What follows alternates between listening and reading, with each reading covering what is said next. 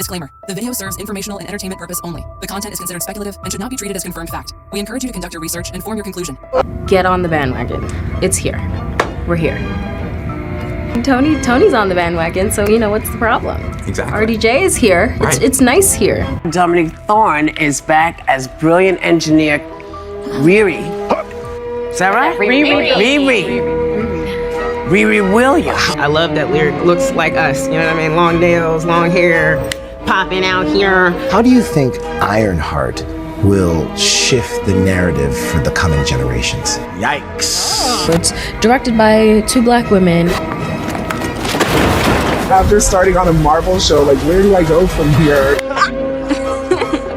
The gayest project Marvel has ever done. I think we have a very special message. I think you've got to recognize who this is. For 400 years, that word has kept us down. Took a whole lot of time just to get up that hill. Now we up in the big leagues. Cannot turn it back. Does that make you feel like one of the original Avengers? Say that. Loves Iron Man too. It all began in December 2020. Marvel Studios proudly announced Ironheart, a series set to introduce the next tech genius of the MCU, a spiritual successor to Tony Stark, and the birth of a new era of diverse heroes. The studio was confident, maybe even cocky. They'd just come off massive success with Endgame. The audience was loyal, hungry, and trusting. But that trust would soon be shattered. Production on Ironheart started in 2022, and by the time filming wrapped, the red flags were already waving. Test screenings went poorly. Rewrites began. Kevin Feige himself, reportedly stunned after seeing the early cuts, ordered massive re-edits. What was supposed to be a standard Marvel series turned into a post-production nightmare. By the time it was over, the show had ballooned into a $150 million gamble, one of the most expensive Disney Plus projects ever made, for a character that fans barely knew, and many didn't ask for. And what did Marvel do? They buried it. Ironheart's trailer was rushed out at the last minute, with record-breaking speed between teaser and release. Why? Because Marvel knew.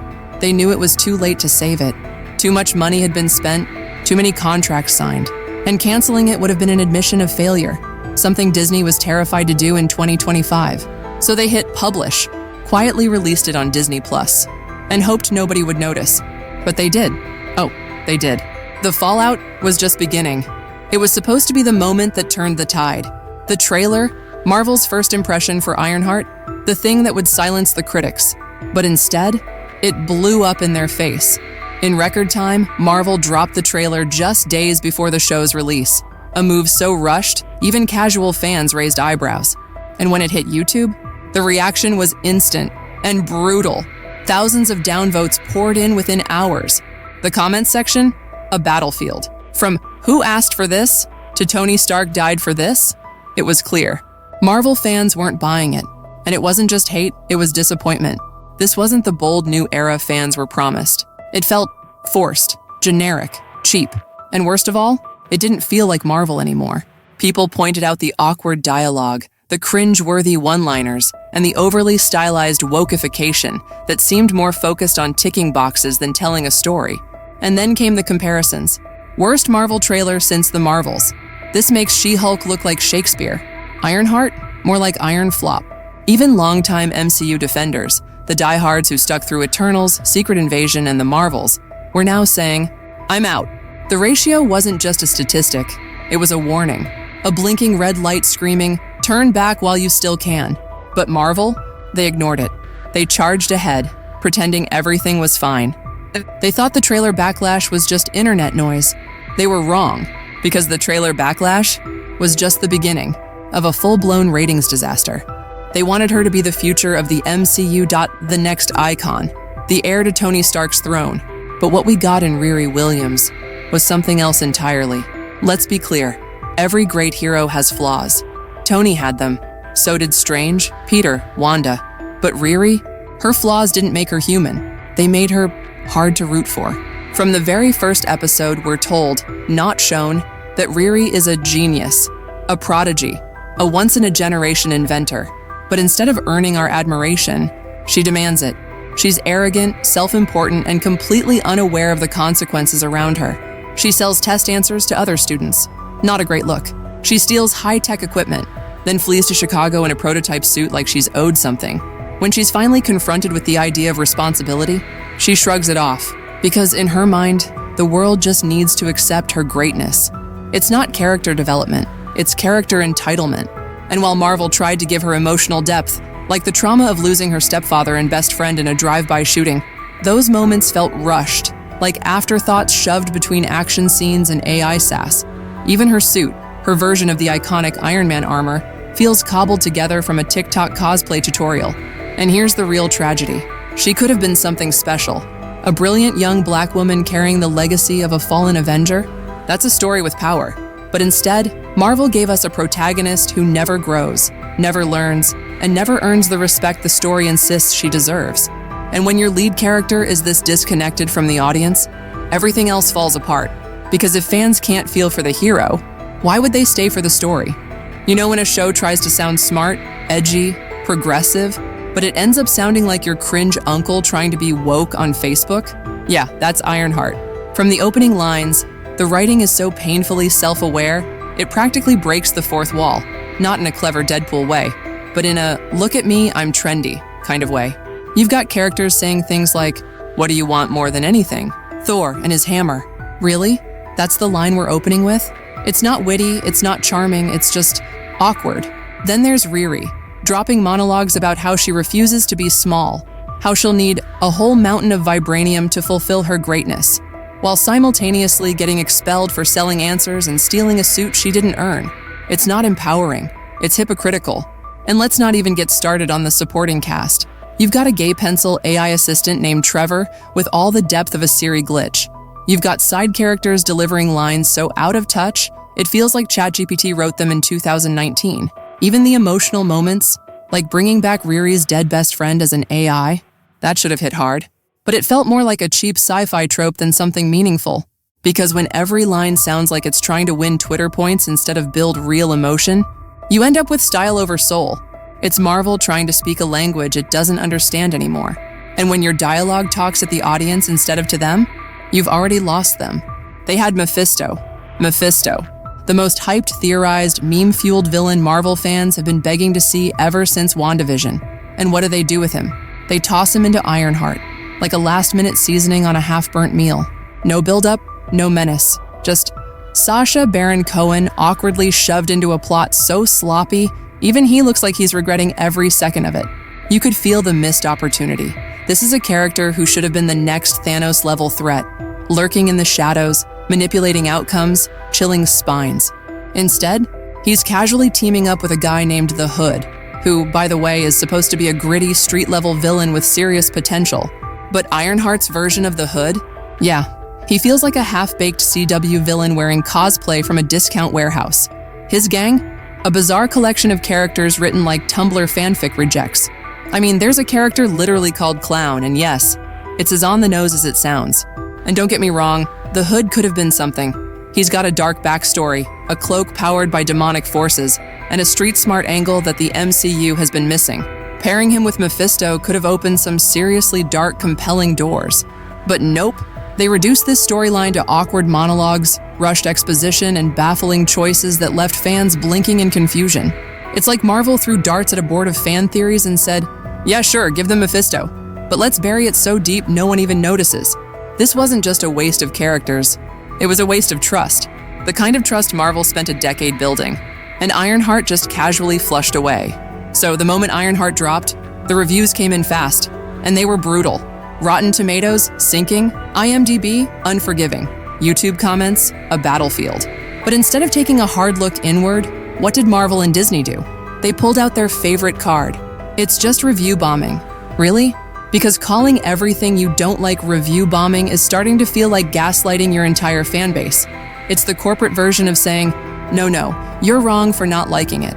But let's ask the real question here. Was the backlash genuine?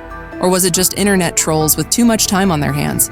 Let's break it down. Fans weren't criticizing Ironheart just because of diversity or representation. That's the lazy excuse studios hide behind.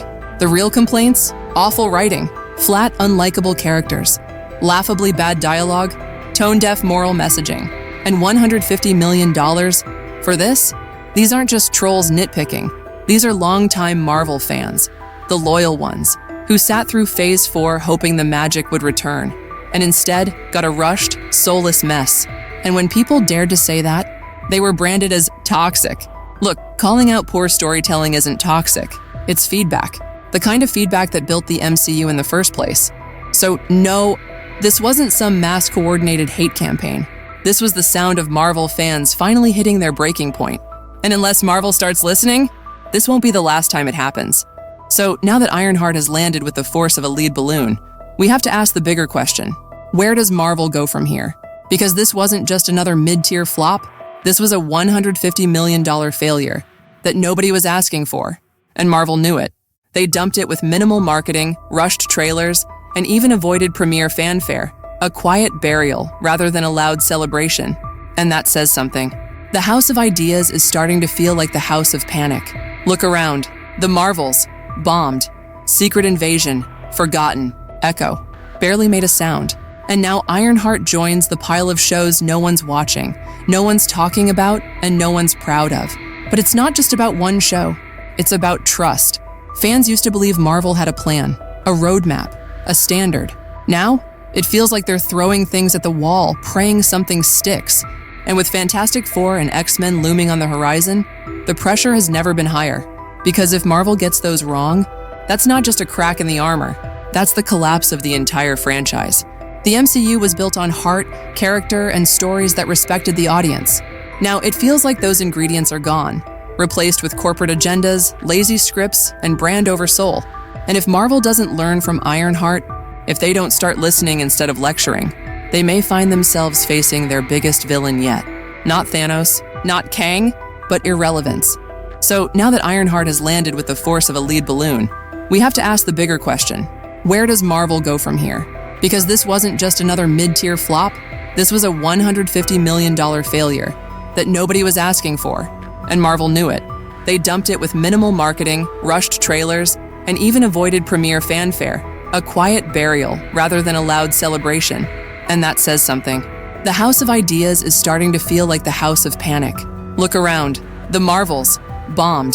Secret Invasion, forgotten. Echo, barely made a sound. And now Ironheart joins the pile of shows no one's watching, no one's talking about, and no one's proud of. But it's not just about one show. It's about trust.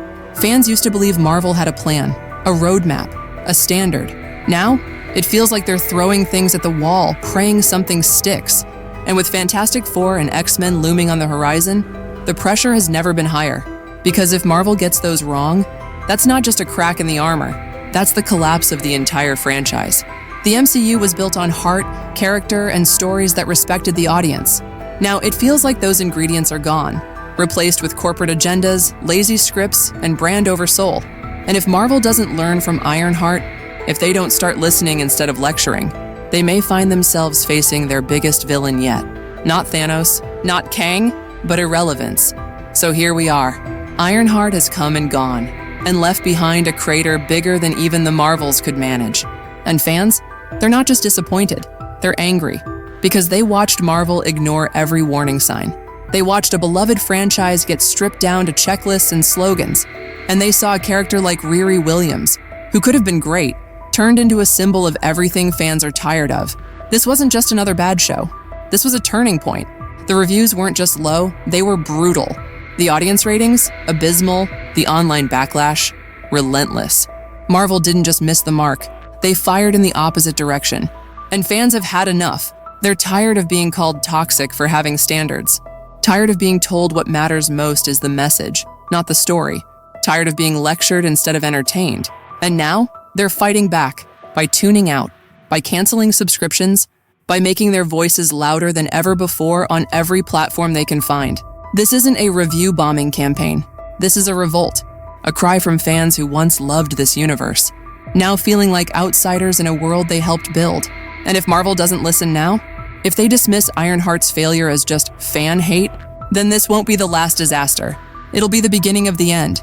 Because when fans walk away, no cameo, no multiverse, and no legacy character can save you. And that's the tea for today, my little gossip gremlins. If you enjoyed this drama buffet, don't forget to hit that like button like it's your ex's new partner's Instagram. Aggressively and with zero shame. Beauty. Subscribe to Fame Files so you never miss a single scandal, meltdown, or red carpet disaster. I'm literally serving up hot gossip every single day, even if my Wi-Fi begs me to stop. And listen, be a doll and tap that bell too, okay? Because your girl Macy's got bills to pay, celeb egos to roast, and a grocery cart full of overpriced almond milk that won't buy itself. Shopping cart money.